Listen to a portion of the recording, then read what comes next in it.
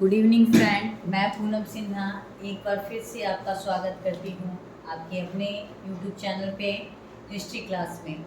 बात कर रहे हैं हम लोग एंशिएंट इंडियन हिस्ट्री की और हम लोग पढ़ रहे हैं इंडस वैली सिविलाइजेशन।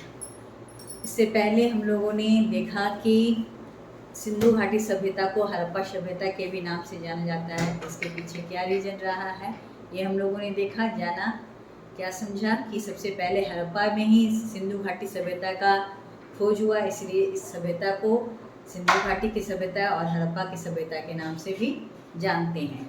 और हम लोगों ने 3 साइट की चर्चा की इससे पहले वाले वीडियो में, और हम लोगों ने क्या देखा कि हड़प्पा, मोहनजोदड़ो और एक और साइट के बारे में हम लोगों ने पढ़ा। केवल 2 ही साइट के बारे में पिछले बार वीडियो में हम लोगों ने पढ़ा, हड़प्पा और मोहनजोदड़ो के बारे में पढ़ा, और ये जाना कि हड़प्पा और मोहनजोदड़ो में क्या क्या चीज़ें पाई गई हैं। आज हम बात करेंगे लोथल की। कुल मिला के मैंने कहा था कि 6 और 7 जो इम्पोर्टेंट साइट है सिंधु घाटी सभ्यता की, उसकी चर्चा हम लोग अपने ये यूट्यूब लेक्चर में करेंगे। तो आज हम लोग बात करेंगे लोथल की। लोथल जो है वो गुजरात के भोगवा नदी के तट पे स्थित है और यहाँ बहुत कुछ साइट पाया गया जो इम्पोर्टेंट है, जैसे कृत्रिम बंदरगाह पाए गए हैं, उसके अवशेष यहाँ पे मिलते हैं, फारस की मुद्रा या सिल मिलते हैं, विदेशी व्यापार यहाँ से होता था, इसका साक्ष्य इसलिए पता चलता है क्योंकि यहाँ पे ये डॉकयार्ड मिला है गोदीवारा, और फारस की मुद्रा भी मिली है। तो इससे हम लोग को पता चलता है कि डेफिनेटली इसका सिंधु घाटी का लोथल से ही विदेशी व्यापार हुआ करता होगा। यहाँ से धान और बाजरे के साक्ष्य भी मिले हैं, घोड़े की लघु मूर्ति भी मिली है, 3 युगल समाधि मिली है और साथ ही साथ अग्नि पूजा के साक्ष्य भी मिले हैं। यहाँ मनके बनाने का कारखाना पाया गया है, शतरंज का प्रतिरूप मिलता है यहाँ पे देखने को, कांसे की छड़ देखने को मिलता है। जनरली सब जगह लोहे की छड़ प्रयोग होती है, चूँकि मैंने पहले बताया कि सिंधु घाटी की सभ्यता में 3 चीज़ एब्सेंट पाए गए हैं, जिसमें लोहा एक धातु के रूप में, मंदिर मैंने बोला, और तीसरा मैंने बोला था कि नेक्स्ट वीडियो में बताऊंगी। तो शव पे सूती वस्त्र का ये कफन देखने को नहीं मिलता है।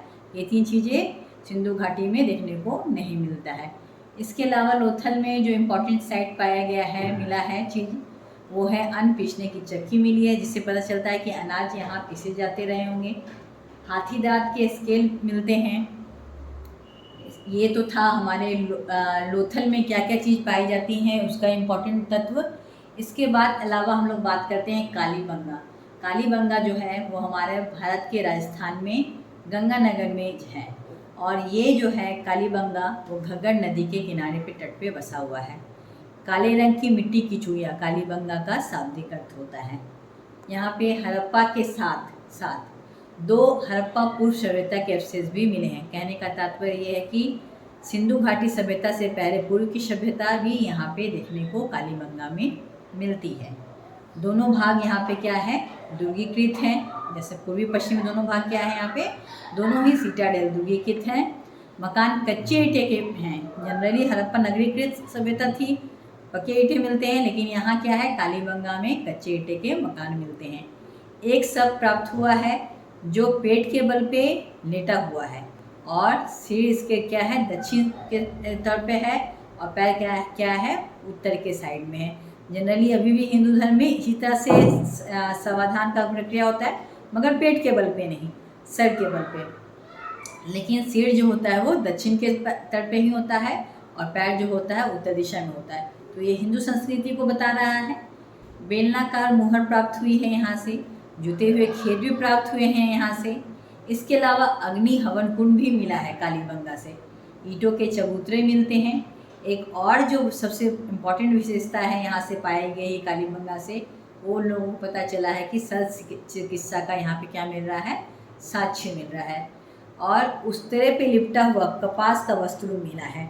दाढ़ी बनाने का उस्तरा होता है, उस पर क्या मिला हुआ है, कपास का वस्त्र मिला है, लेकिन सब पे कपास के कपड़े लपेटे हुए नहीं पाया गया है। ठीक है, तो ये तो था लोथल। उसके बाद कालीबंगा जो इम्पोर्टेंट साइट है सिंधु घाटी सभ्यता का। अब हम बात करते हैं चान्होदारो की। ये भी बहुत ही इम्पोर्टेंट साइट है सिंधु घाटी सभ्यता में पाई जाने वाली। चानूदारो ये मोहनजोदड़ो से 130 किलोमीटर दूर पर स्थित है। एकमात्र शहर जो ध्रुवीकृत नहीं है। अभी तक मैंने सारे शहर में बताया कि सिटाडेल प्रणाली रही है, लेकिन ये एकमात्र शहर है जहाँ ध्रुवीकरण नहीं हुआ है। हड़प्पा पूर्व की झुक्कड़ एवं झांगा संस्कृति के अवशेष यहाँ मिलते हैं। यानी हड़प्पा संस्कृति से पहले ताम्रपाषाण संस्कृति जो रही है उसकी झुक्कड़ एवं झांगर संस्कृति के अवशेष भी यहाँ मिल रहे हैं और हड़प्पा के भी मिल रहे, दोनों मिल रहे हैं। यहाँ पे एक साक्ष्य मिलता है कि बाढ़ से इस शहर का कैसे विनाश हुआ था, ठीक है। और एक मुहर पे 2 नग्न नारी अंकित हैं। एक ऐसा मुहर मिला है जिसमें 2 फीमेल नारी को दिखाया गया है जो कि नियुक्त अवस्था में हैं और जो ध्वज पकड़े हुए क्या किए हुए खड़े हैं। ये तो था कालीबंगा चानूदारो से पाई जाने वाली कुछ इम्पॉर्टेंट वस्तुएं जिससे हमें सिंधु घाटी की जानकारी मिलती है। अब एक तीसरा चौथा इम्पॉर्टेंट साइट है, वो है हमारा क्या है, बनवाली। तो ये कहाँ पे स्थित है, ये हरियाणा के हिसार ज़िले में स्थित है और ये सरस्वती नदी के तट पे है। यहाँ हड़प्पा पूर्व, हड़प्पा कालीन और उत्तर हड़प्पा कालीन संस्कृति का पता चलता है। यानी कि तीनों ही संस्कृति का पता चलता है। हड़प्पा से पहले के संस्कृति का पता चल रहा है, हड़प्पा का पता चल रहा है और हड़प्पा के बाद की भी संस्कृति का यहाँ से बनवाली से पता चल रहा है। ये हरियाणा में है और यहाँ आयताकार राजप्रसाद जैसा विशाल भवन मिला है। यहाँ जो राजभवन मिला है वो कैसा है, आयताकार है, रेक्टेंगल है। नगर योजना जाल के आकार की पाई गई, यानी कि शतरंज की जाल की तरह यहाँ का नगर योजना बिछा हुआ है। एक मृदभांड के टुकड़े मिले हैं जिस पे एवं मुद्राएं लिपि हुई, उसमें लिखा हुआ है। मुद्रा जो है लिपि से, सिंध लिपि से लिखा हुआ इसमें प्राप्त होता है। तो ये तो है हमारा, हम लोग ये लोथल, कालीबंगा, चानूदारो, बनवाली हम लोगों ने अभी तक 6 साइट की चर्चा की। इसके अलावा और भी बहुत सारे कुछ इम्पॉर्टेंट साइट हैं जो बड़े साइट में हैं, उनमें धोलावीरा भी बाकी है।